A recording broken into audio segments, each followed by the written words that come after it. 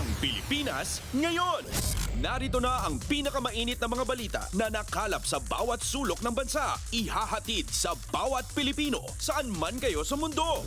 Ang Pilipinas ngayon. Pakinggan ang bawat kaganapan sa bawat lalawigan.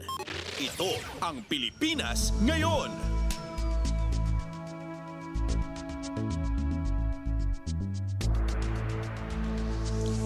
Magandang araw sa ating mga tagapakinig. Welcome po muli sa ating programang Ang Pilipinas Ngayon.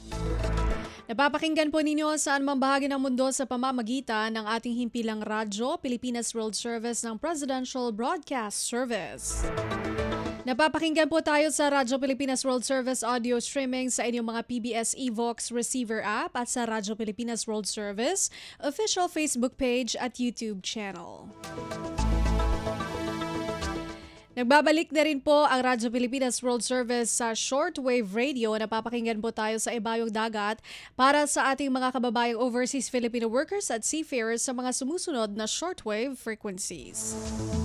Ang English program po tuwing 10 a.m. hanggang 11:30 a.m. mapapakinggan sa 15.640 MHz, 17.750 MHz at 21.720 MHz. Ang Filipino program naman po tuwing 1:30 a.m. hanggang 4:30 a.m. mapapakinggan sa 9.920 MHz, 12.120 MHz at 15.190 MHz. Ito po si Bea Gaza de Guzman. Samahan po ninyo ako sa kabuuan ng ating programa ngayong araw. Kapapalooban pa rin po ng mga mahahalagang balita mula dito sa ating bansa kasama ng mga ulat mula sa iba't ibang rehiyon ng Pilipinas, segmentong business, sports at showbiz. Antabayanan po sa inyo na sa ilang sandali ang kabuuan ng ating programang Ang Pilipinas Ngayon. Mga kaganapan sa Kamaynilaan at mga kalapit na lalawigan dito sa Ang Pilipinas Ngayon. Sa ating pangunahing balita, tiniyak ni Pangulong Ferdinand R. Marcos Jr. na mananatiling prioridad ng kanyang administrasyon ang paglikha ng mas maraming trabaho para sa lahat ng Pilipino. Ginawa ng Pangulo ang pagtitiyak sa gitna ng pakikiisa ngayong pagdiriwang ng Labor Day. Kinilala ni Pangulong Ferdinand R. Marcos Jr. ang sakripisyo at pagsisikap ng mga manggagawa na aniya pinakamahalagang suporta ng bansa. Pangako pa ng Pangulo, patuloy na palalakasin ang proteksyon sa mga manggagawa at pagbibigay ng mas malawak na oportunidad para sa lahat. Kumpleto, detalyadong balitaan, di papahuli sa mahahalagang kaganapan. Kamustahin ang inang bayan, ang Pilipinas ngayon. Mahigit 170,000 trabaho ang iniaalok sa malawakang job fair ng Department of Labor and Employment o DOLE ngayong Labor Day. Ayon kay Labor spokesperson Leonard Serrano, mahigit 2,000 employers ang lalahok sa job fair. Kabilang sa iniaalok na trabaho mula sa wholesale and retail, manufacturing, construction, business process outsourcing, accommodation at food service sectors.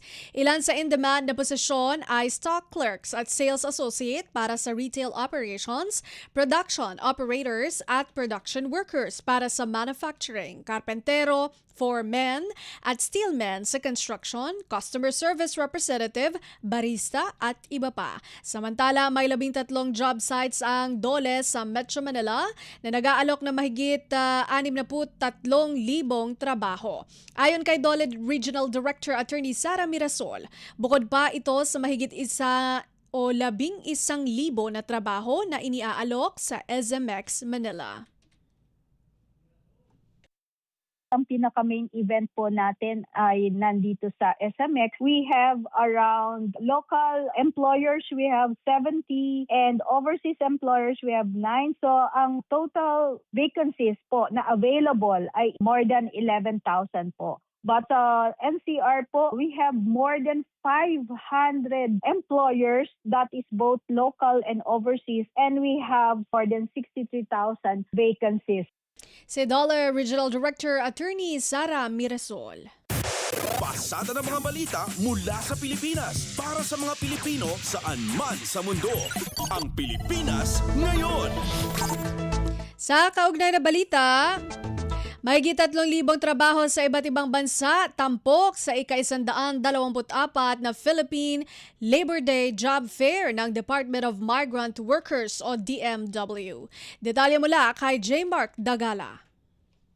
Inaanyayahan ng Department of Migrant Workers ang mga nagnanais magtrabaho sa ibang bansa na lumahok at makiisa sa 124 na Labor Day Job Fair ngayong araw. Tinatayang 12 licensed recruitment agencies na kinabibilangan ng 4 na manning at 8 land-based na mga agency ang lalahok sa naturang job fair na ito, handog ng pamahalaan. Dahil dyan, tinatayang aabot sa 3,400 mga job order ang naghihintay sa mga Pilipino buhat sa United States, Australia, New Zealand, Japan, Croatia, Slovakia, Lithuania, Czech Republic, Guam at Papua New Guinea. Alas 9 ngayong aga magbubukas ang naturang job fair sa ground floor ng Robinson's Galleria sa Quezon City pagtawid lamang ng EDSA mula sa tanggapan ng DMW. Magdala lamang ng resume at magsuot ang angkop na pananamit para sa mga nagnanais magbaka sakali sa ibayong dagat. Para sa Bagong Pilipinas, si Mark Tagala, Radyo Pilipinas, Radyo Publiko.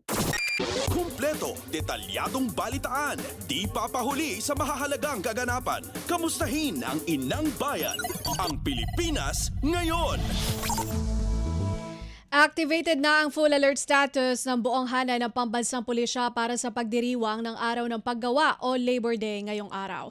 Sa pulong balitaan sa Campo Crames, sinabi ni PNP spokesperson Police Brigadier General Randolph Tuanyo na epektibo ang full alert status 12:01 na madaling araw ng April 30 at magtatapos ng 12:01 ng madaling araw ng May 2. Ayon kay Tuanyo, itinaas ang alerto para mas maraming ma-deploy ng mga tauhan kung kinakailangan. Gayunpaman, walang namomonitor na banta sa seguridad ang pambansang pulisya sa araw ng paggawa. Samantala, sinabi ni Tuanyo na mananatili sa full alert status ang Police Regional Office 7 hanggang 11:59 p.m.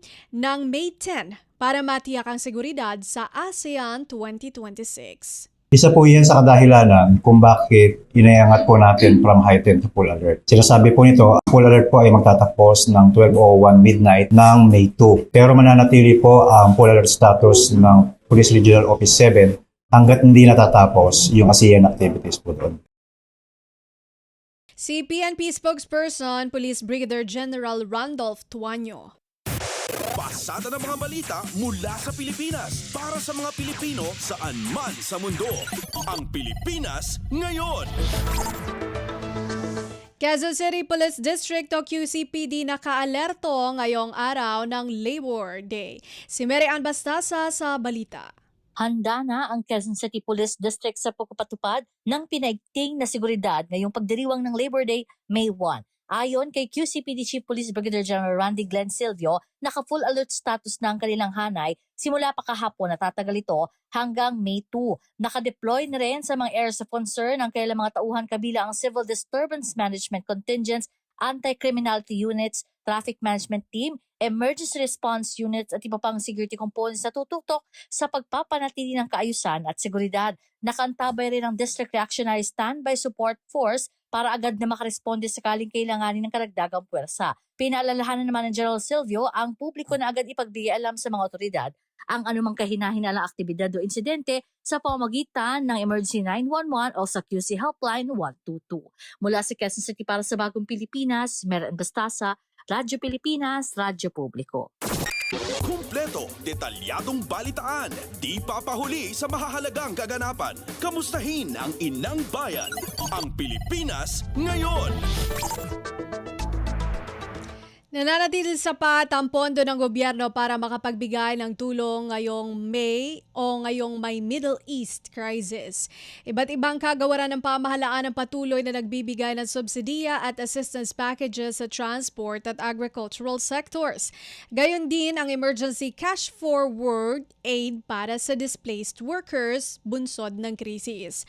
Bagamat wala pang official requests mula sa ilang ahensya ng gobyerno, sinabi ni Budget Undersecretary Goddess Hope Libiran na maaaring humiling ang mga ito ng karagdagang pondo kung kinakailangan.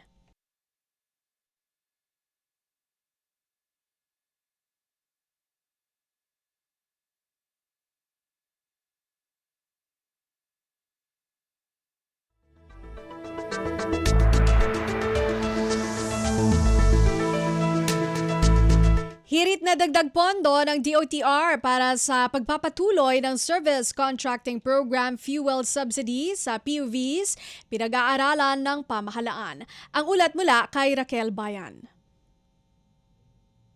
Pinag-aaralan na ng Department of Budget and Management ang hiling ng Department of Transportation para sa karagdagang pondo upang maipagpatuloy ang Service Contracting Program at Fuel Subsidy sa mga pampublikong sasakyan. Sa press briefing sa Malacanang, sinabi ni DBM Undersecretary Goddess Libiran na inaaral pa ng tanggapan ng utilization rate o paggamit sa naunang pondo na inilaan para sa programa. Gayon rin kung kumpleto na ang requirements para dito. Anya, sakaling maisumite na ang lahat ng kinakailangan dokumento at makitang naging maayos ang implementasyon ng programa, agad aaksyonan ang hinihinging dagdag na pondo ng DOTR. Kung matatandaan, nasa kabuang 7.76 billion pesos additional funding o katumbas ito ng higit 2.7 billion pesos para sa fuel subsidy at 5 billion pesos naman para sa service contracting program ang hinihiling ng tanggapan. Target ng DOTR na mapalawig hanggang Hulyo ang programa na inaasang tatagal lamang ng 2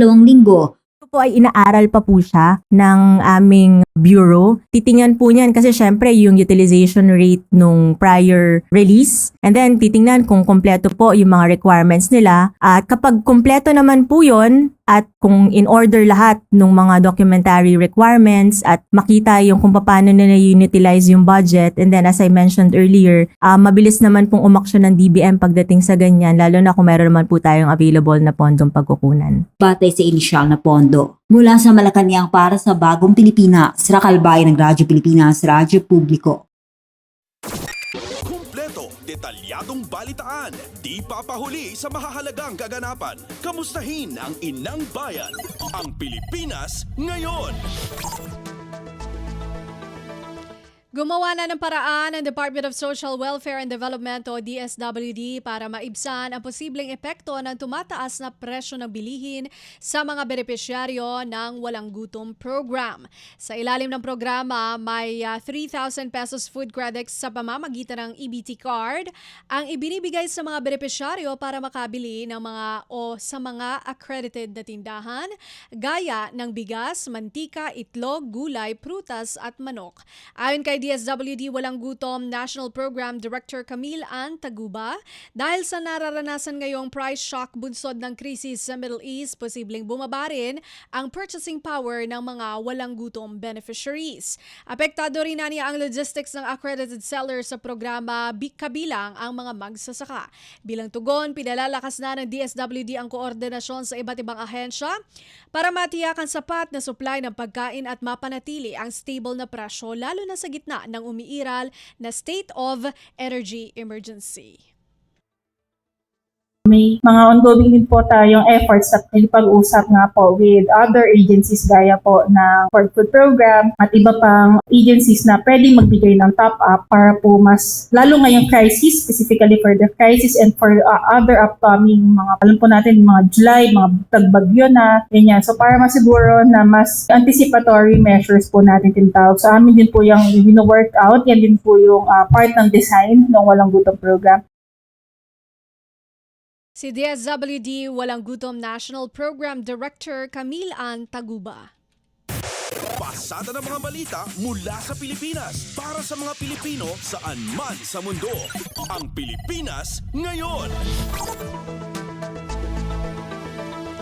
Walang patid ang pamamahagi ng livelihood assistance ng Department of Social Welfare and Development o DSWD sa mga repatriated overseas Filipino worker o OFW mula sa Middle East.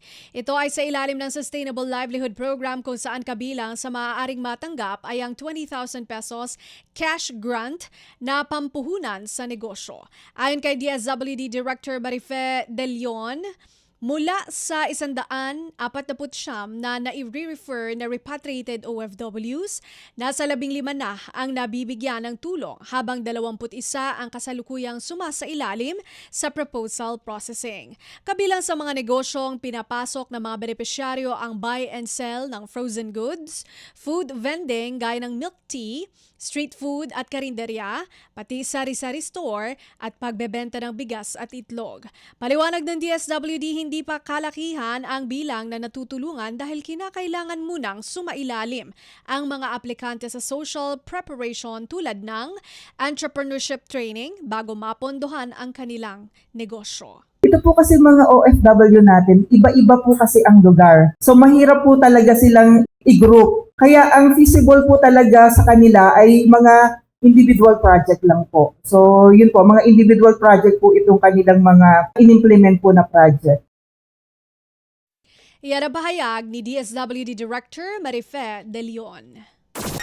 Kumpleto, detalyadong balitaan, di papahuli sa mahahalagang kaganapan. Kamustahin ang inang bayan, ang Pilipinas ngayon. Samantala, tiniyak mismo ni Israeli Ambassador to the Philippines Dana Kirsch na ligtas at nasa maayos na kondisyon ang mga overseas Filipino workers sa Israel sa kabila na nagpapatuloy pa rin kaguluhan sa gitnang silangan. Sa isang pareham sinabi ni Kirsch na ang parehong mga Israeli national maging ang mga OFW ay nakatatanggap at pinoprotektahan sa ilalim ng iisang security umbrella. Base sa datos ng Israeli government, papalo sa 30,000 OFW ang namamalagi at nagtatrabaho pa rin sa Israel. Majority of the 30,000 OFWs in Israel are caregivers, and they are feeling safe. Even there was one sister of Leah Muskiar that lost her life from an Israel attack, and she brought the remains of her sister, but after that came back to Israel to continue on work. So I first and foremost to every family of OFW here in Western Science and in Iloilo, I promise that the authorities of Israel and the people of Israel will make sure that OFWs are safe in Israel because they are part and parcel of us. And I do hope and pray for peace that will come to the region because there are other nations in our region, and I know that BMW and Secretary Kudak under Secretary Kudak leadership and OWA under the leadership of Administrator PY.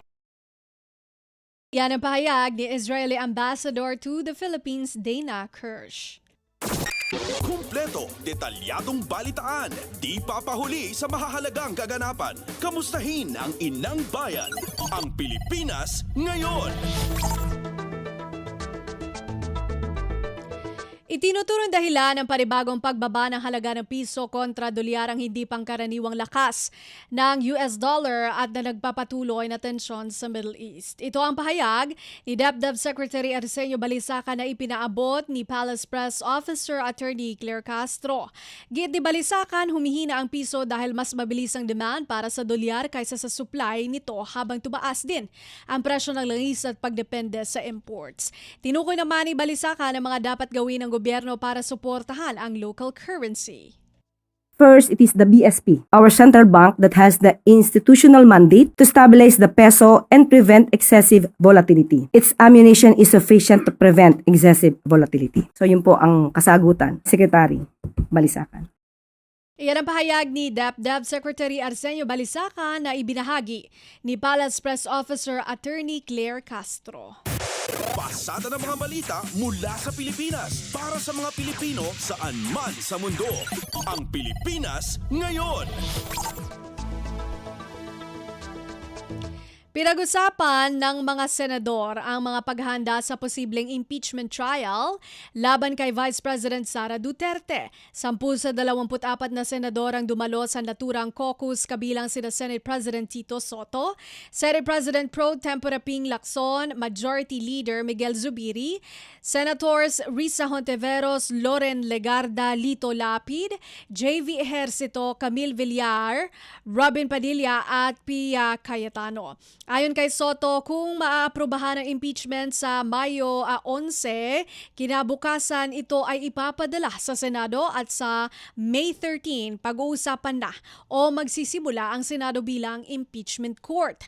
Bagamat may posibleng schedule, hindi anya siguro ito dahil hindi pa o sigurado ito dahil hindi pa tapos ang botohan. If ever we do receive the articles of impeachment, we will act on it forthwith. Sa akin, forthwith the following day.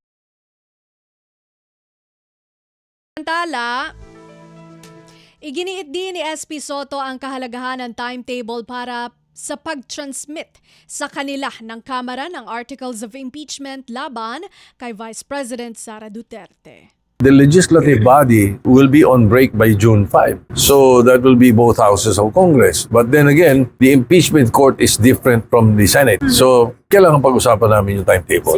We can extend, depende sa Senate. The impeachment court can extend. If ever, pinasa nila 11, o then 12, transmit nila. O then dapat 13, we will discuss it already and convene as an impeachment court. Kailangan yung Senate in session para tanggapin. Senate President Vicente Soto III. Kumpleto, detalyadong balitaan, di papahuli sa mahahalagang kaganapan. Kamustahin ang inang bayan, ang Pilipinas ngayon.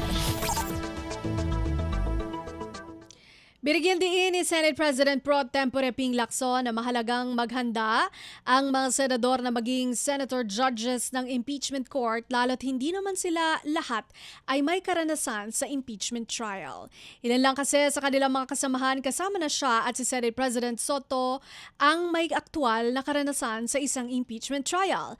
Aminado rin si Lacson na may disadvantage ang hindi pagiging abogado ng isang senator judge. Sa ngayon, 5 lamang sa mga senador ang abogado kabilang sina Senate Minority Leader Alan Peter Cayetano, Senador Kiko Pangilinan, Senadora Rodante Marcoleta, Senadora Pia Cayetano at Senador Cheese Escudero. CSP talaga yung on the spot kasi merong yung kailangan mag-rule siya immediately to sa mga objections, di ba? Yes. Ng both defense or prosecution panels na whether to sustain or overrule yung mga objections. So, siyempre, may disadvantage. Iba yung lawyers, may experience sila sa litigation, may experience sa court proceedings. So, lamang talaga yung mga lawyers. Ang problema, kakaunti yung lawyers namin dito. Iyan ang pahayag ni Senate President Pro Tempore Ping Lacson. Pasada ng mga balita mula sa Pilipinas para sa mga Pilipino saan man sa mundo. Ang Pilipinas ngayon. House Justice Chair bumuelta sa kampo ni Vice President Sara Duterte matapos nilang questionin ang pagdedeklara ng probable cause na desisyon ng komite. Si Melody Valdos Reyes sa report. Bumuelta ang House Justice Committee sa kampo ni Vice President Sara Duterte matapos nitong questionin ang probable cause na pasya ng House panel sa impeachment complaints laban sa kanya. Ayon kay Justice Committee Chair Jervil Luistro, bagamat nare-respeto nila ang hindi pagsipot ni VP Sara sa mga pagdinig, hindi anya tamang forum ang press conference para sagutin ang mabibigat na aligasyon. Diin ni Luistro, hindi maaaring ikonsidera bilang opisyal na sagot ang mga pahayag at rebuttals na iniilabas sa media dahil hindi ito bahagi ng formal na proceedings. Pinuna rin niya ang sunod-sunod na pagpapahayag ng kampo ng Vice Presidente sa labas ng Kamara matapos ang mga clarificatory hearings na anyay hindi nagpapakita ng sapat na paggalang sa House of Representatives at sa proseso ng konstitusyon. Ayon pa kay Luistro, ang natural na tugon ng isang naniniwalang inosente sa mga paratang ay humaharap sa Justice Panel at direktang pinasisinungalingan ang mga akusasyon. Ngunit taliwas anya ito sa hakbang ng kampo ng pangalawang Pangulo na piniling huwag dumalo at sa halip ay questionin ang constitutionality ng impeachment proceedings. Para sa Bagong Pilipinas, Melanie Valdos Reyes, Radyo Pilipinas, Radyo Publiko. Pasada ng mga balita mula sa Pilipinas para sa mga Pilipino saan man sa mundo. Ang Pilipinas ngayon. Itinanggi na Malacanang na tinatago nito ang impormasyon tungkol sa status ng puganteng si Zaldico. Ginawa ni Palace Press Officer Attorney Claire Castro ang pahayag makaraang tanungin ni Pangulong Ferdinand R. Marcos Jr. na makaraang tanungin ni Pangulong Ferdinand R. Marcos Jr. sina French Ambassador to the Philippines Marie Fontanelle at Czech Republic Chargé d'Affaires Eva Tenzin tungkol sa napaulat na detention at transfer ng dating mambabatas. Ayon kay Palace Press Officer Attorney Claire Castro, naging bukas sa mga otoridad sa impormasyon, subalit limitado lamang kung ano ang maaaring ilabas ng foreign governments sang-ayon sa kanilang batas. Kaya yung mga ibang nag-speculate at nagbibigay ng kanilang mga opinyon na bakit hindi nagbibigay ng pahayag ang palasyo, dahil yun po ang polisiya ng bansang France at ng bansang Czech Republic. So wala pong tinatago ang gobyerno. Sa mga nagsasabi na malamang na may tinatago ang gobyerno ng mga informasyon, wala po. Press Officer Attorney Claire Castro. Kumpleto, detalyadong balitaan, di papahuli sa mahahalagang kaganapan. Kamustahin ang inang bayan, ang Pilipinas ngayon. Tiniyak ni Pangulong Ferdinand R. Marcos Jr. na madaragdagan pa ang budget para sa Local Government Support Fund o LGSF kapag naipatupad ng maayos. Ginawa ng Pangulo ang pahayag matapos saksihan ang rollout ng bagong Pilipinas Rice Program at pag-turnover ng tulong pinansyal sa mga barangay sa Region 8. Ayon kay Pangulong Marcos, malaking tulong ang LGSF para mas mailapit ng local government units ang serbisyo ng pamahalaan. If it is run well, asahan ninyo ang next budget dadagdagan natin sa susunod na taon. Si Pangulong Ferdinand R. Marcos Jr. Kumpleto, detalyadong balitaan, di papahuli sa mahahalagang kaganapan. Kamustahin ang inang bayan, ang Pilipinas ngayon. Tiwala si Pangulong Ferdinand R. Marcos Jr. na mapapataas ang rice productivity sa kanlurang bahagi ng Leyte dahil makapagtatanim na ang mga magsasaka ng 2 o 3 beses sa isang taon. Ito ay sa pamamagitan ng Hibulangan Small Reservoir Irrigation Project ng National Irrigation Administration. Idinisenyo ang proyekto para masaklaw ang 2,750 hectare ng lupang sakahan at magbigay ng irigasyon sa 1,820 na mga farms mula sa mga bayan ng Villaba, Cananga at Matagob na itinuturing na mga bayang paunahing nagtatanim ng palay sa Leyte. Positibo si Pangulong Marcos na makatutulong ang proyekto sa Leyte farmers lalo't inaasahan ang epekto ng El Nino. Ito po ang inuuna namin, tinitiyak namin na ang patubig ay maganda at bukod pa ron, lahat ng tulong na ibinibigay natin sa ating magsasaka ay nandyan, in place ika nga, para matulungan kayong lahat. Pangulong Ferdinand R. Marcos Jr. Kumpleto, detalyadong balitaan, di papahuli sa mahahalagang kaganapan. Kamustahin ang inang bayan, ang Pilipinas ngayon. Sa iba pang balita,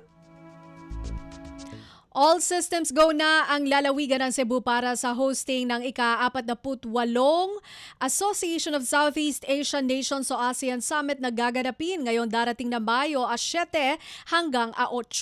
Sa panayam ng programang Global na Tayo ng Radyo Pilipinas World Service, kinumpirma ni Cebu Provincial Information Officer Angeliz Orong na nasa final touches na lamang ang kanilang paghahanda.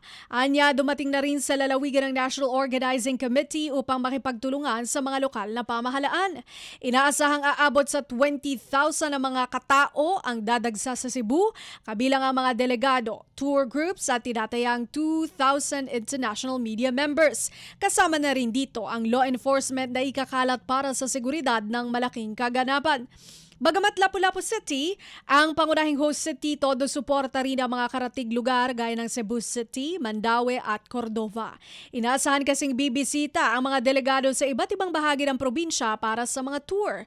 Kumpiyansa naman ang probinsya pagdating sa akomodasyon. Ayon sa pamunuan, sanay na ang mga hotel at resort sa Cebu sa pagtanggap ng mga world-class events, ngunit tiniyak ni Orong na hindi sila nagpapatumpik-tumpik.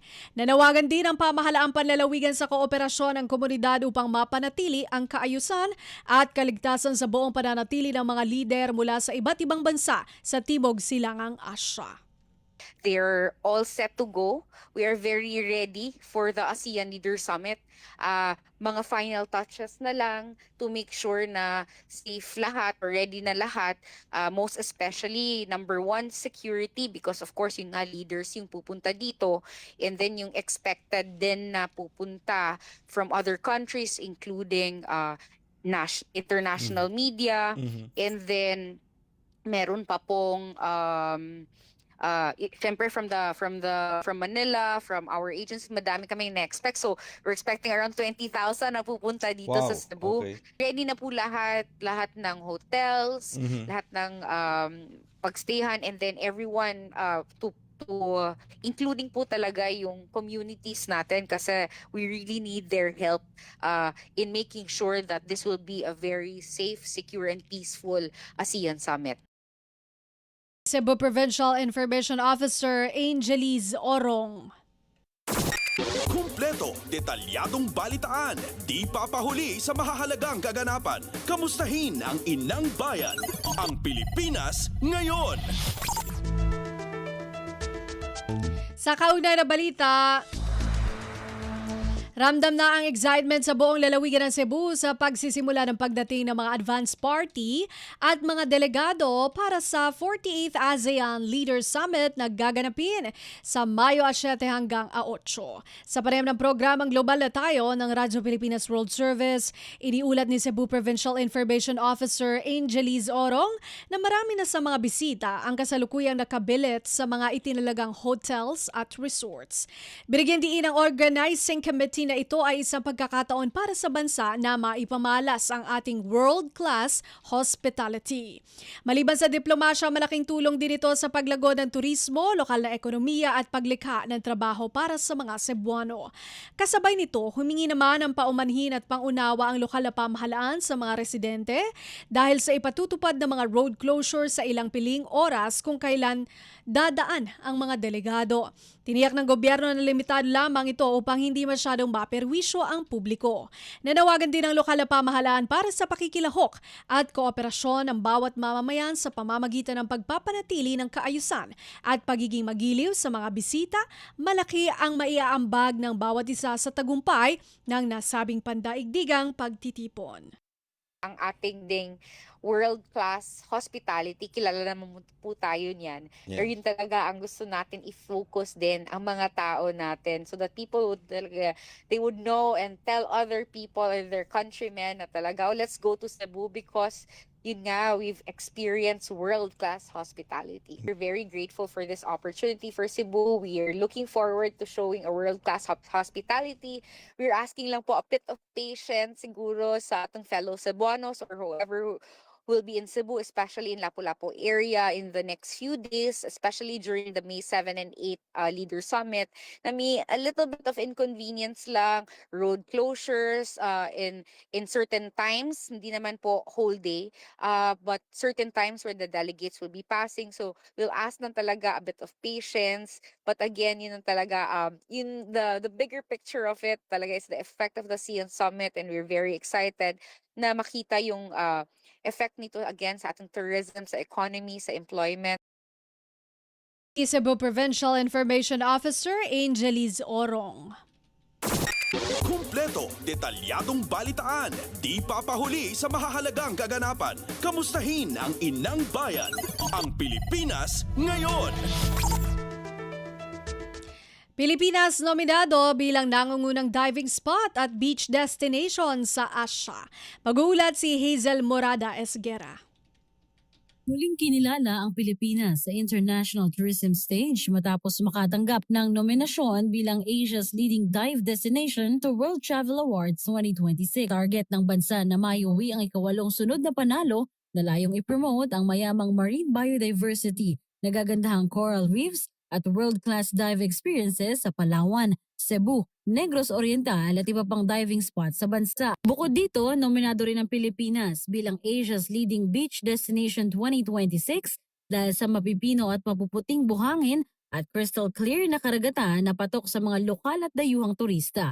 Hinihikayat naman ng Department of Tourism ang publiko na makiisa upang maiuwi ng bansa ang panibagong tagumpay na ito sa pamamagitan ng pagboto sa www.worldtravelawards.com/vote. Pasang botohan hanggang July 17, 2026. Mula Radyo Magazine para sa Bagong Pilipinas, Hazel Esguera, Radyo Pilipinas, Radyo Publiko. Pasada ng mga balita mula sa Pilipinas para sa mga Pilipino saan man sa mundo. Ang Pilipinas ngayon. At yan po ang ating nakalap ng mga national news. Antabayanan po ang ating pagbabalita sa mga kaganapan sa ating mga rehiyon para sa regional news. Sa pagbabalik po yan ang programang Ang Pilipinas Ngayon, magpapaalala muna ang himpilan. Itinuloy na po natin ang zero balance billing. Libre po. Ibig sabihin, ang serbisyo sa basic accommodation sa ating mga DOH na ospital wala nang babayaran ang pasyente. Po, ang dami pong challenge, hindi po namin alam kung saan namin kukunin, ganon, nag-iisip kung paano namin mababayaran. Siyempre po, masaya, super saya po dahil na zero billing po kami. Opo, malaking malaking tulong po. Mabilis lang din po. Bayad na ang bill ninyo. Uulitin ko, wala nang kailangan bayaran ng pasyente basta sa DOH Hospital dahil bayad na po ang bill ninyo. Naiyak ako kasi sobrang saya. Maraming salamat po, Mr. President Bongbong Marcos Jr. Hindi kami nagkamali ng taong ihinalal. Dati-rati maraming pamilyang Pilipino ang kapos. May mga magulang na hindi alam kung saan kukuha ng makakain. Sa ayuda naman, matagal sila naghihintay bago makakuha. Kapag may kalamidad, ang relief goods, mano-manong inihahanda, kaya matagal dumating. Ng ating walang gutom program. Kaya malinaw ang utos ni Pangulong Ferdinand Marcos Jr. Ilapit ang tulong, pabilisin ang serbisyo, siguraduhin may nakakain ang bawat pamilyang Pilipino. Direktiba ng ating Pangulo, siguraduhin dapat una wala ng pamilyang Pilipino na nagugutom para maging bahagi sila ng productive workforce. Nitong nakaraang linggo, personal na sinuri ng Pangulo ang pagpapatupad nito. Sa Walang Gutom Food Stamp Program, ang mga benepisyaryong tulad ni Lola Lumen ay tumatanggap ng 3,000 pisong food credits kada buwan sa electronic card, pambili ng masustansyang pagkain sa DSWD partner stores. Hindi na bibiyahe, mas mabilis. Ang resulta, nakikita.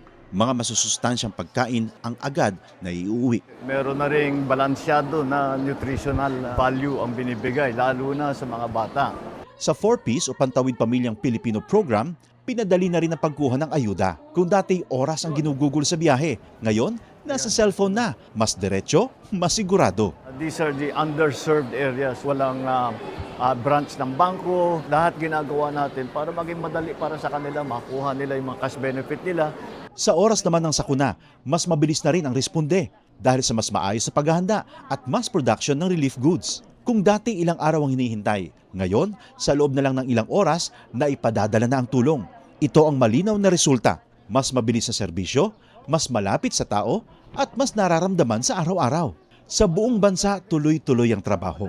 Isa-isang inaayos sa mga bagay na magpapagaan sa buhay ng mga Pilipino dahil walang Pilipino ang dapat magutom, mapabayaan, walang maiiwan. Salamat, President. Salamat.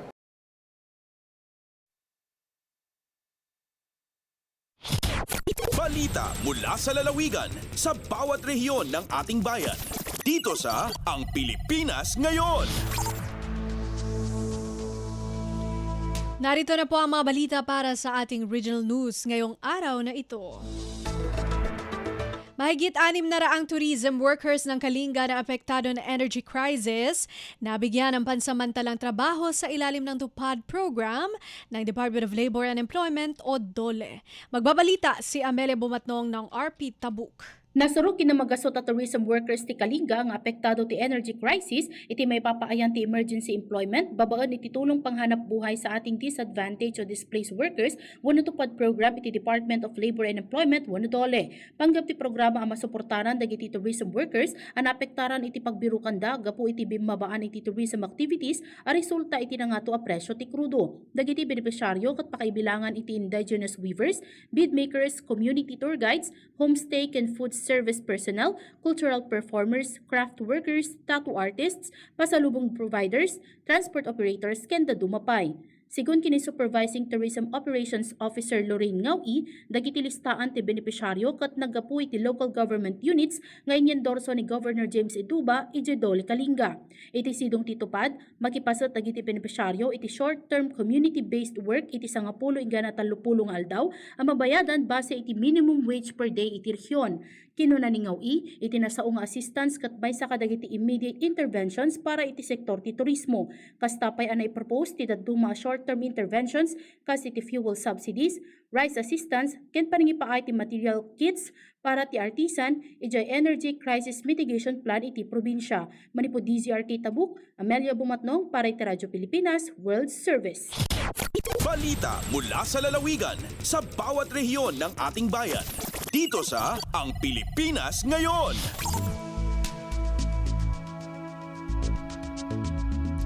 Professional Regulation Commission o PRC Mobile Operations naghatid ng epesyenteng serbisyo sa mga profesional sa 2 lugar sa Pangasinan. Si Ricky Kasipit ng RP Dagupan sa balita. Ladon pinalakna via Professional Regulation Commission o PRC Region 1 so abot niya serbisyo to kasumpalan niya ginaway mobile operations dyan balay or Bistondo tan Alaminos City, Pangasinan.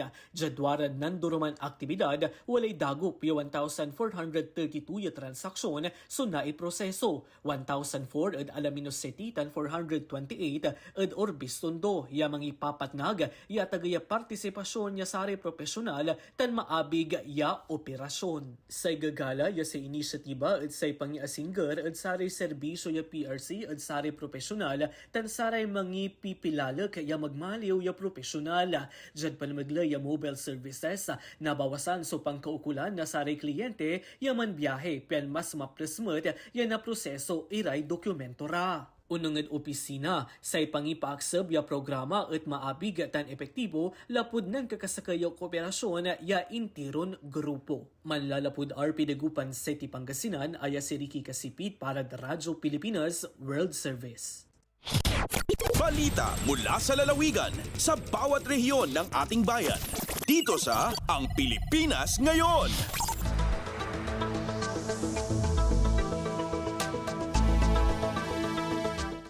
Kadiwa ng Pangulo, formal na binuksan sa bayan ng Mamburao, Occidental, Mindoro.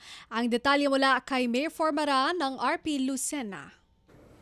Umarangkada na ang 2 araw na kadiwa ng Pangulo sa bayan ng Mamburao, lalawigan ng Occidental Mindoro.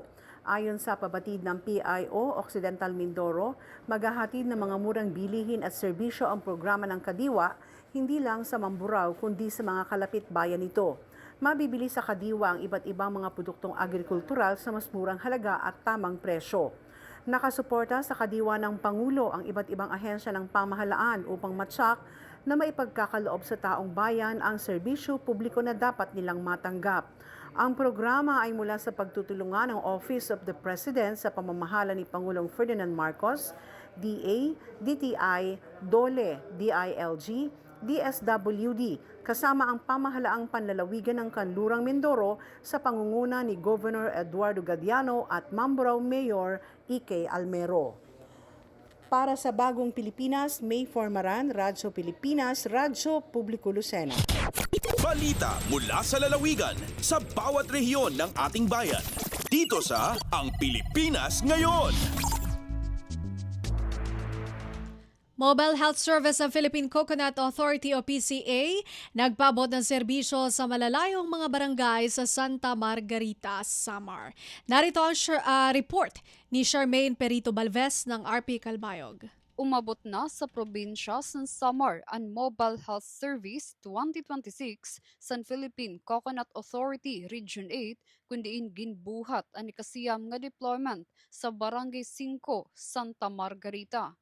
Sakop sa aktibidad ang geographically isolated and disadvantaged areas, GIDA barangays, partikular sa Barangay Agrupasyon, Banaaw, Campirito, Mahayag, Panaroan, Kalanyogan, ug Barangay Matayonas nga kadam-an nga oras ang diri naaabot sa sarakyan.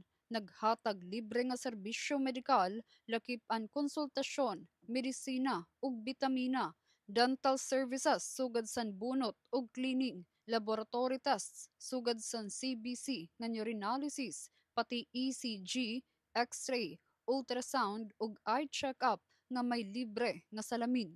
Nagbuhat liwat NCFRS ug PhilHealth registration on-site. Ang programa ang parte san Coconut Farmers and Industry Trust Fund Act RA 11524 nga nagtutuyo mapaharani ang serbisyo panlawas sa rehistrado nga mga magniniyog ug ira pamilya. Tikang sa Radyo Pilipinas Calbayog, Charmaine Perito Balvez, Radyo Pilipinas World Service. Balita mula sa lalawigan sa bawat rehiyon ng ating bayan. Dito sa Ang Pilipinas Ngayon.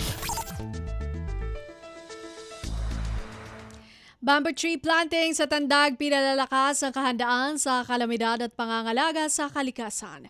Mag-uulat si Angel Obosa ng RP Tandag. Nagpahigayon og bamboo tree planting activity ang City Government of Tandag isip kabahin sa ilahang padayon nga paningkamot sa disaster prevention ug environmental protection.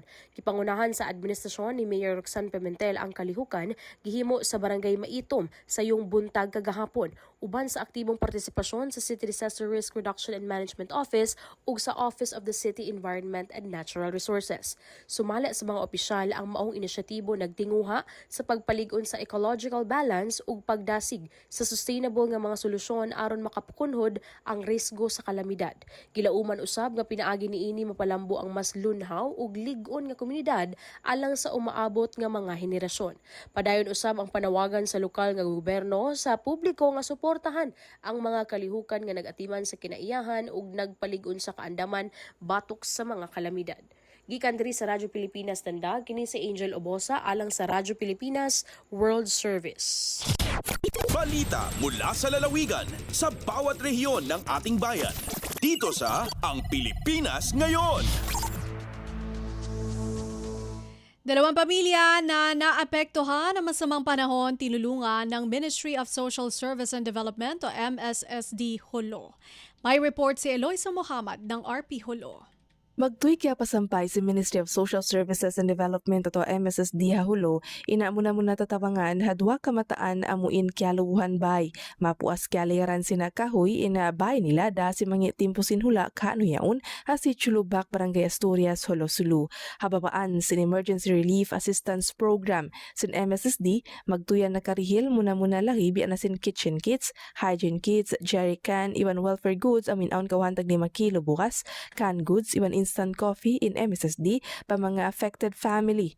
Ha-report ang putag tuwin siulakan affected sin ang mga timpo sinhula. Hambuk bay in lubo, hambuk bay isab in partially damaged. Urol ha monitoring sin upis, sanda yan himanti pa pandeg bay nila. In kamataan kaya wayhan bay, ha in tutugisab ha kay banang bahagi sin bay nila in partially damaged. Dahil RP Hulo, Eloisa Muhammad para Radyo Pilipinas World Service.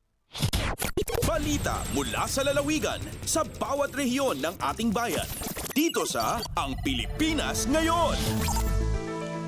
Maraming salamat kay Eloisa Muhammad. Narinig po ninyo mga balita mula po sa iba't ibang lalawigan dito sa Pilipinas sa pamamagitan po ng ating regional news. Susunod po ang ating balitang negosyo at kalakalan makalipas ang ilang paalala. Mabilis ang trivia, dagdag talino. Heto na ang Dagling Kaalaman. Alam nyo ba na ang kasal ay isa sa pinakamatandang tradisyon sa mundo na nagsimula mahigit 5,000 taon na ang nakalilipas? Isinusuot naman ang singsing sa kaliwang kamay dahil pinaniniwala ang maiugat ng pag-ibig na diretso sa puso. At alam nyo ba, ang buwan ng Hunyo ang pinakapaborito para sa mga kasal dahil ipinangalan ito kay Juno, ang diyosa ng pag-aasawa. Dito sa Pilipinas, ang kasal ay tinuturing na sagradong sakramento, kaya't wala pa rin divorce law hanggang ngayon. Kaya tandaan, ang tunay na kasal ay hindi lang tungkol sa selebrasyon, kundi sa habang buhay na pangako ng pag-ibig at katapatan. Kaunting kaalaman na malaking dagdag talino. Abangan muli ang susunod na Dagling Kaalaman. Mas pinadali na ang government transactions sa tulong ng eGov.ph Super App. Pwede mo nang magawa ang lahat ng ito. I-download ang eGov app sa iyong smartphone o tablet mula sa App Store o Google Play Store. Pagkatapos, ilagay ang iyong mobile number at i-authenticate gamit ang one-time PIN o OTP para marehistro ang iyong account. Saka ilagay ang iyong mga pangunahing impormasyon at kumpletuhin ang facial recognition technology para sa verifikasyon ng iyong pagkakakilanlan. Para sa mas mabilis at mas maayos na serbisyong panggobyerno, gamitin na ang eGov.ph Super App.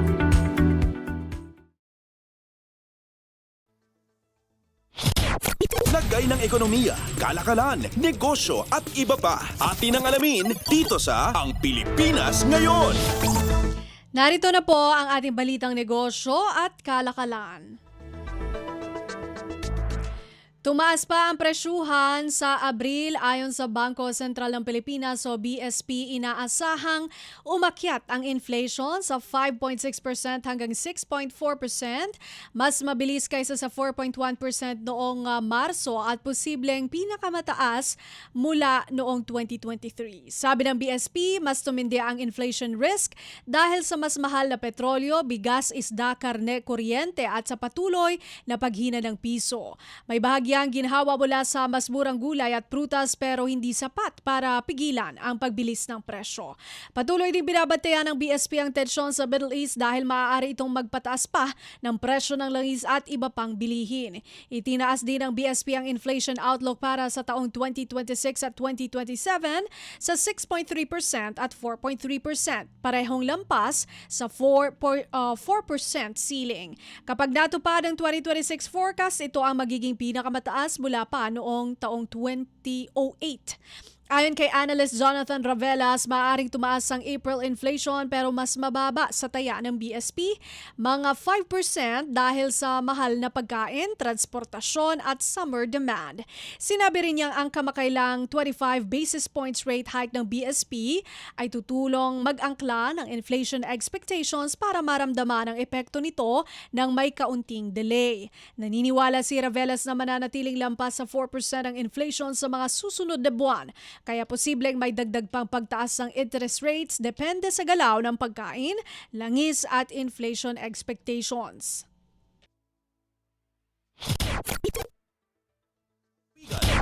Lagay ng ekonomiya, kalakalan, negosyo at iba pa. Atin ang alamin dito sa Ang Pilipinas Ngayon. Sa kaugnay na balita, sumirit ang gasto sa paggawa nitong Marso ayon sa Philippine Statistics Authority o PSA. Tumaas ng 2.5% ang Producer Price Index o PPI, mas mabilis kaysa 1.4% noong Pebrero at pinakamataas naman sa loob ng 3 taon. Pinakamalaking hatak ang petroleum-related industries kung saan umakyat ng 8.7%. Ang presyo ng coke at refined petroleum products halos kalahati ng kabuuang pagtaas. Tumaas din ang gastos sa paggawa ng electronics at basic metals, senyales ng malawakang pressure sa sektor ng manufacturing. Sa 22 industriya o 22 industry divisions, 15 ang nagmahal at 4 lamang ang bumaba. Month-on-month bumalik din sa pag-akyat ang PPI na tumalon ng 9 o 0.9% mula sa bahagyang pagbaba noong Pebrero. Kasabay nito, tumataas din ang presyuhan sa buong ekonomiya, umakyat sa 4.1% ang headline inflation noong Marso at inaasahan ng Bangko Sentral ng Pilipinas na lalampas pa ito sa 5.6% hanggang 6.4% ngayong Abril. Dahil malaking bahagi ng pagtaas ay galing sa oil-linked industries, posibleng maipasa pa ang mas mataas na production costs sa mga consumers sa mga susunod na buwan. Lagay ng ekonomiya, kalakalan, negosyo at iba pa. Atin ang alamin dito sa Ang Pilipinas Ngayon. Tiniyak ng Department of Budget and Management o DBM na may sapat na pondo ang gobyerno para sa mga ayudang ibinibigay sa mga sektor na matinding tinamaan ng pagtaas ng presyo ng langis.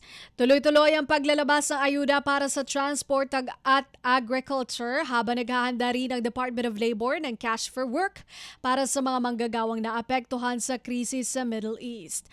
Ayon kay Budget Undersecretary Goddess Hope Libiran, may pondo pa para sa mga kasalukuyang programa. At kung kakailanganin, maaaring humiling ang mga ahensya ng karagdagang budget mula sa contingent fund na dadaan sa pag-aproba ng Office of the President.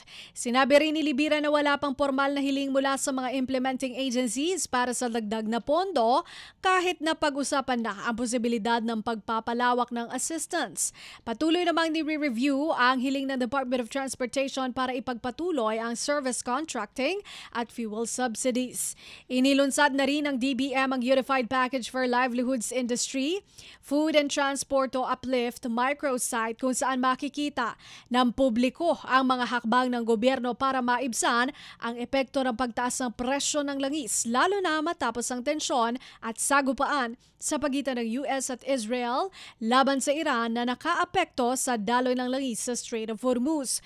Giit ng DBM, layunin ng microsite na maging transparency tool at labanan ng maling impormasyon tungkol sa tugon ng gobyerno sa krisis. Lagay ng ekonomiya, kalakalan, negosyo at iba pa. Atin ang alamin dito sa Ang Pilipinas Ngayon. Matapos ang ilang linggo malalaking rollback, magpapatong na naman ang presyo ng diesel sa susunod na linggo batay sa unang 3 araw ng kalakalan sa world market. Sa partial data, tumaas na ang presyo ng diesel ng 3 pesos 60 centavos kada litro, gasolina ng 3 pesos kada litro at nabawasan naman ng 50 centavos kada litro ang presyo ng kerosene. Sabi ng mga liquefied petroleum gas LPG vendor, maaaring manatiling pareho o bahagyang tumaas ang presyo ng cooking gas ngayong Mayo 1. Patuloy naman tumataas ang world oil prices dahil walang nakikitang pagluwag sa tensyon sa Middle East na patuloy na nagpapagalaw sa global market. Lagay ng ekonomiya, kalakalan, negosyo at iba pa. Atin ang alamin dito sa Ang Pilipinas Ngayon.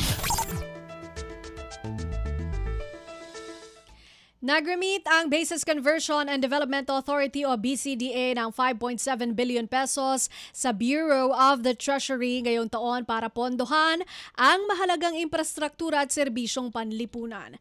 Ayon sa BCDA, ang dividend na ibinibigay noong Abril 27 mas mataas ng 5% kumpara noong nakaraang taon. Bahagi rin ng halagang ito ang susuporta sa modernization program ng Armed Forces of the Philippines. Sa ilalim ng Republic Act o RA 7656, obligadong mag-remit ang GOCCs na hindi bababa sa 50% ng kanilang net earnings sa national government. Ayon kay Finance Secretary Frederick Go, ang BCDA ay hindi lang tagalikha ng dividends, kundi tagapaghatid ng progreso sa pamamagitan ng mga proyektong lumilikha ng trabaho at oportunidad. Nagdagdag pa ang BCDA ng 3 pesos o 3.9 billion pesos mula sa asset disposition na ipamamahagi sa mga benepisyaryong ahensya. Nag-remit din ito ng 25 million pesos sa Treasury bilang guarantee fees para sa pautang ng pamahalaan mula sa Japan International Cooperation Agency para sa Subic-Clark-Tarlac Expressway. Sinabi ni BCDA President at CEO Joshua Bingkang na bawat pisong na ibabalik sa gobyerno ay nagiging konkretong benepisyo sa araw-araw ng buhay ng mga Pilipino. Itinakda ng RA 7227 ang mandato ng BCDA na gawing mga sentrong pang-ekonomiya ang dating US military bases. Lagay ng ekonomiya, kalakalan, negosyo at iba pa. Atin ang alamin dito sa Ang Pilipinas Ngayon. At yan po ang ating balitang negosyo at kalakalan. Antabayanan po mula kay Erwin Peñano ang balitang pampalakasan makalipas ang ilang paalala. Magandang araw, si Dingdong po ito. Tagbagyo na naman, kaya tara samahan niyo akong i-remind ang mga kababayan nating magsasaka at mangingisda. Say aha. A for ani. Hanggat maaari, anihin na natin ang mga pananim para hindi tumasayang sakaling bahain ang inyong taniman. Next, H. Hayop. Ilikas natin sa mataas na lugar ang mga alagang hayop tulad ng baboy, kambing, baka at iba pa. Huwag rin kalimutan ang pets natin, ha? At A for alon. Paalalahanan ang mga kapamilya nating mangingisda na huwag na munang pumalaot. Say it with me. Aha. Para safe ang lahat sa panahon ng sakuna. #panatag ang mayalak. Maging panatag Pilipinas. Mabilis ang trivia, dagdag talino. Heto na ang Dagling Kaalaman. Alam nyo ba, kahit napakalakas ng isang bagyo, may partitong tahimik at kalmado. Ito ang tinatawag na mata ng bagyo.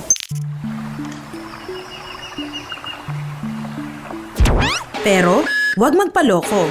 Pagkatapos ng mata, susunod ang eyewall, kung saan nararanasan ang pinakamalakas na hangin at ulan na kayang magdulot ng matinding pinsala. Kaya tandaan, kapag biglang tumahimik sa gitna ng bagyo, hindi pa tapos ang panganib. Kaunting kaalaman na malaking dagdag talino. Abangan muli ang susunod na Dagling Kaalaman. Updates at pinakahuling mga usapin sa mundo ng palakasan. Atin ang pakinggan dito sa Ang Pilipinas Ngayon.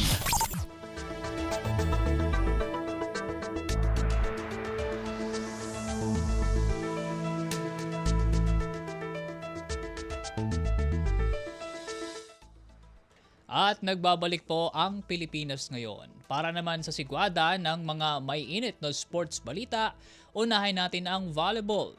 Matinding tikas ang ipinamalas ng University of Santo Tomas para masikwat ang panalo kontra National University Nazareth School 25-22, 19-25, 17-25, 25-19 at 15-11 sa Shakey's Girls Volleyball Invitational League Rising Stars Cup Division 1 Final 4 nitong Huwebes. Dalawang set na deficit ang kinailangang lundagin ng Junior Tigresses mula sa ayaw paawat na Lady Bullpups, bagay sa na kanila namang na-accomplish pagpatak ng 5th set para sa tuluyang pagsakmal sa finals berth. Naging sandigan ng uste ang bangis ni Kimberly Rubin na tumipa ng 20 points, sahog pa ang 12 points ni Patricia Mendoza at tig 11 points ni na Jessel Silvestre at Nicole Perez. Para naman sa NU, tumindig sa kanilang hanay si Rain Alonzo na lumikha ng 22 points habang 18 at 16 points naman ang naipon ni na Sis Raiko at Janina Bulandres. Mula sa pagkakakuha ng finals ticket, waiting na lamang ang uste sa kung sinong mananaig sa semis match ng Bacolod Taitung at Far Eastern University Diliman ngayong Biyernes. Updates at pinakahuling mga usapin sa mundo ng palakasan. Atin ang pakinggan dito sa Ang Pilipinas Ngayon.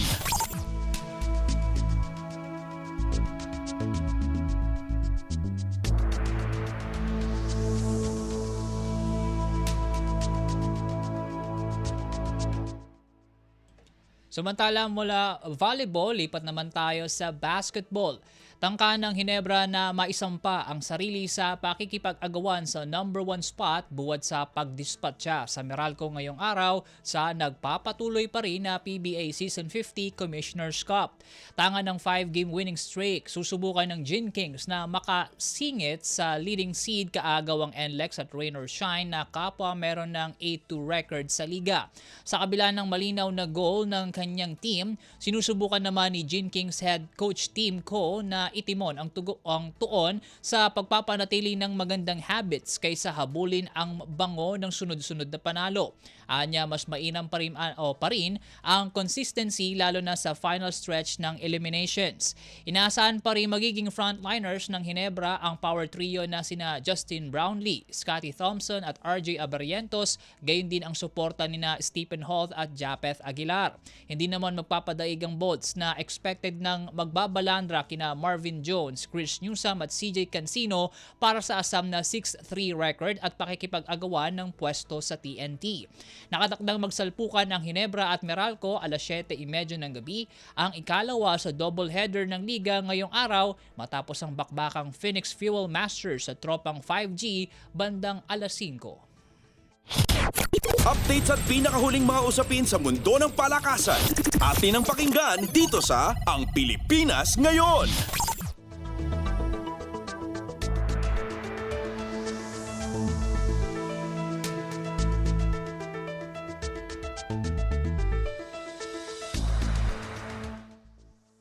Mula basketball, kambyo naman tayo sa boxing.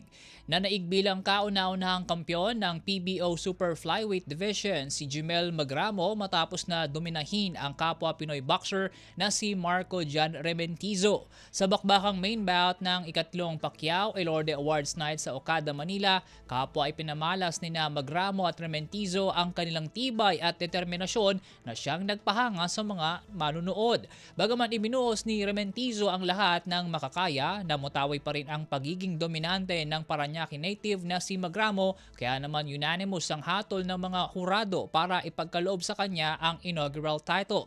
Sa panayam sa 31-year-old boxer, ikinumpara nito sa butas ng karayom ang pakikipagpalitan ng kamao sa katunggaling si Rementizo.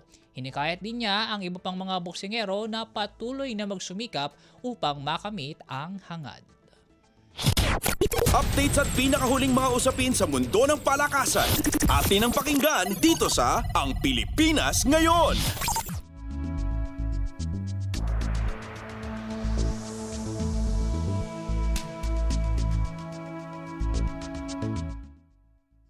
At panghuli sa ating sports balita, ilang bigatin sa Filipino billiards community ang nagbigay pugay sa ninong ng local Q Sports na si Caferno Perry Mariano.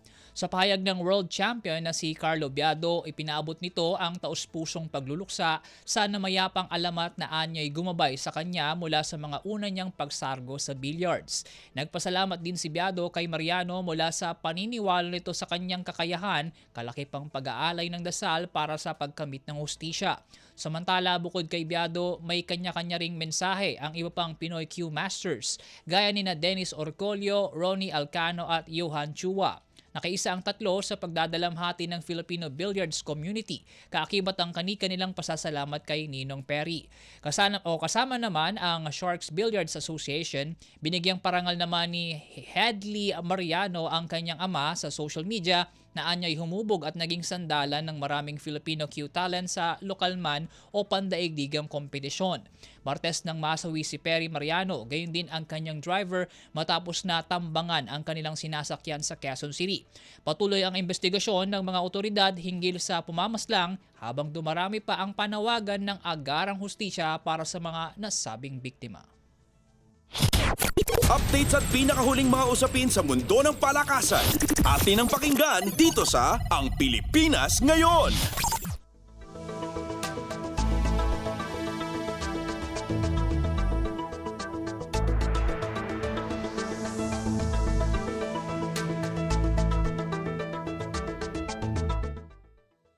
At yan po mga balitang aming nakalap sa larangan ng palakasan. Para sa Radyo Pilipinas World Service, ako po muli si Win Peñano. Samantala, antabayanan ng mga bagong chika sa mundo ng showbiz, tampok sa Balitang Artista segment ni Mama JT. Sa pagbabalik po yan ng Ang Pilipinas Ngayon, makalipas lamang po ang ilang paalala.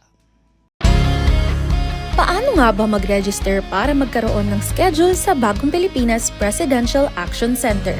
Narito ang mga dapat gawin. Gamit ang iyong mobile device, pumunta sa eGovPH app. Pwede itong i-download mula sa Apple App Store o sa Google Play Store. Gumawa ng account. Ilagay ang email address, valid mobile number, pagkatapos ay makakatanggap ka ng one-time code sa iyong email. Gamitin ang code sa eGov app para sa verification ng iyong account at ng mga impormasyong ibinigay. Congratulations! Meron ka ng eGovPH app account. Pwede mo na ma-access ang iba't ibang serbisyo ng gobyerno kabilang ang mga serbisyo sa Bagong Pilipinas Presidential Action Center. Mabilis ang trivia, dagdag talino. Heto na ang Dagling Kaalaman. Bakit tumatangkad ang astronaut kapag nasa kalawakan? Tumatangkad daw ang mga astronaut pag nasa space sila? As in, mga 2 to 3 inches taller? Bakit kaya? Dahil sa microgravity, yung kondisyon sa space na halos walang bigat. Dito sa Earth, gravity pulls us down. Kaya, compress ang spine natin. Pero sa space, walang humihila, kaya lumuluwag at humahaba ang spine. Pagbalik nila sa Earth, balik din sa dating height. Gravity strikes again. Cool, di ba? Proves na kahit saan mapunta ang tao, kaya nating mag-adapt. Kaunting kaalaman na malaking dagdag talino. Abangan muli ang susunod na Dagling Kaalaman. Ang latest, ang hottest sa showbiz and entertainment. Heto na sa Ang Pilipinas Ngayon.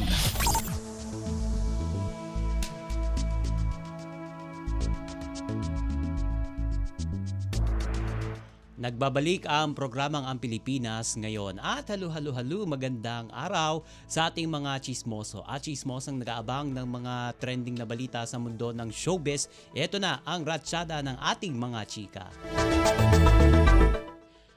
Ito, nakakaranas ngayon daw ng matinding pagod ang aktres na si Cyril Manabat dahil sa personal na pinagdadaanan nito.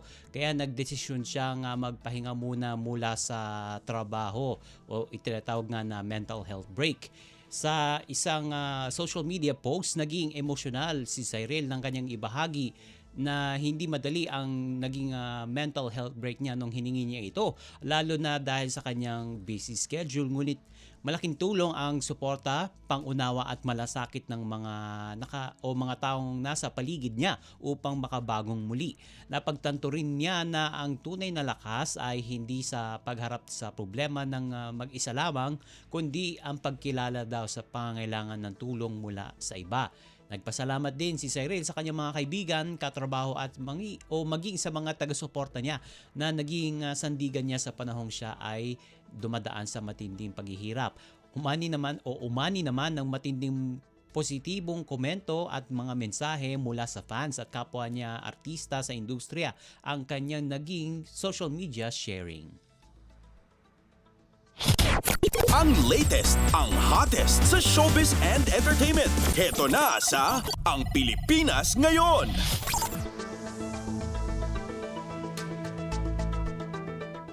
Samantala, kahit sa edad na 50, kayang-kaya pa rin gumanap sa sexy at daring roles ang aktres na si Ina Raimundo. Sa pinakauling pagganap ng aktres sa isang TV series, kapansin-pansin pa rin ang kaseksihan at freshness ni Ina. Sinabi nga ni Ina sa isang panayam na bukas pa rin siya sa paggawa ng sexy roles kung maganda daw ang script at mahusay ang direktor. Samantala, nagpakitang gilas din siya kamakailan sa isang sexy pictorial para sa kanyang golden birthday na layong magbigay inspirasyon sa mga kababaihan tungkol sa self-love at self-care kahit mayroon ng pamilya. Ayon kay Ina, posible pa rin maging malakas, confident at masaya sa anumang edad habang napapangalagaan ang pamilya at ang sarili. Hanggang sa ngayon ay enjoy pa rin niya ang modeling, pictorials at fashion events, patunay ng kanyang patuloy na passion sa industriya. Ang latest, ang hottest sa showbiz and entertainment. Heto na sa Ang Pilipinas Ngayon. Pinabulaanan ni Bulacan Governor Daniel Fernando ang matagal ng issue na may lihim umano siyang relasyon sa aktres na si Kim Rodriguez. Sa isang panayam, iginiit ng gobernador na hindi naging girlfriend o ka-MU o mutual understanding si Kim at itinuring lamang niya itong bilang isang female friend. Ayon kay Governor Daniel, ginamit lang umano ng kanyang mga kalaban sa politika ang kanilang mga litrato para gawan ng intriga. Nag-ugat kasi ang chismis mula sa mga kumalat na larawan noong Mayo ng nakarang taon kung saan magkasama sila at may hawak pang bulaklak si Kim habang nakaakbay ang gobernador sa aktres at may nakitang luxury car sa likuran. Itinanggi rin ni Gov. Daniel ang alegasyon na sinusuportahan niya si Kim kabilang ang umunay pagbibigay ng 1 milyong piso at mamahaling sasakyan. Nananatiling tikom ang bibig ng aktres at hindi pinatulan ang mga malisyosong komento sa social media, bagamat minsan ay sumagot na ito ng pikit sa isang netizen. Ang latest, ang hottest sa showbiz and entertainment. Heto na sa Ang Pilipinas Ngayon. At sa uli nating chika for today, nananatiling tikom ang bibig ng aktres na si Bea Alonzo kaugnay sa posibleng kasal nila ng kilalang negosyante na si Vincent Co. Umugong ang balita matapos mag-viral ang kanilang marriage banns mula sa St. Peter the Apostle Parish Church, isang tradisyong Katoliko na nagsisilbing formal na anunsyo ng intensyon ng pagpapakasal ng magkasintahan. Sa isang news interview, iniwasan ni Bea ang mga tanong tungkol sa kasal at sa halip ay nagbahagi lamang ng personal na plano tulad ng pagbabakasyon. Iginid din niya na wala pa silang konkretong plano at nais niyang manatiling pribado ang kanyang buhay pag-ibig. Matatandang kinumpirma ni Bea noong Agosto ng nakaraang taon ang kanilang relasyon, ngunit nananatili itong low-key kahit pa madalas silang makita sa mga public events. Binigyan din ng aktres na mas pinipili niyang ilayo sa publiko ang detalye ng kanyang personal na buhay at wala siyang balak na gumawa ng ika nga ay grand reveal. Ang latest, ang hottest sa showbiz and entertainment. Heto na sa Ang Pilipinas Ngayon.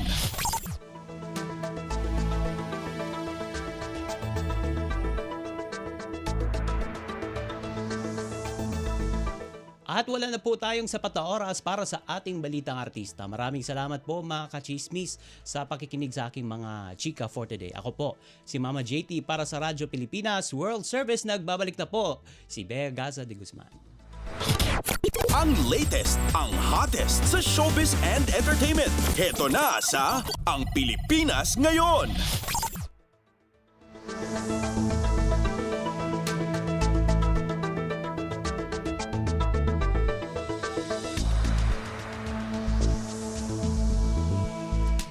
At yan po ang kabuuan ng ating programang Ang Pilipinas Ngayon. Maraming salamat sa ating mga nakasama sa technical side, kina Milo Janela at Hiro Lucero sa ating Warcast. Salamat din sa ating executive producer Jerome Toledo na siya rin naghatid ng ating Balitang Showbiz sa mga nag-ulat mula sa iba't ibang lalawigan ng ating bansa para sa ating regional news at kay Erwin Peñano para sa Balitang Pampalakasan. Maraming salamat din sa ating station manager Mr. Ray Sampang. Hanggang sa susunod na edisyon ng ating programang Ang Pilipinas Ngayon. Ito po si Bea Gaza de Guzman. Magandang araw. At yan ang Pilipinas Ngayon. Muling samahan sa parehong oras at alamin ang pinakahuling mga kaganapan at balita saan man kayo naroon.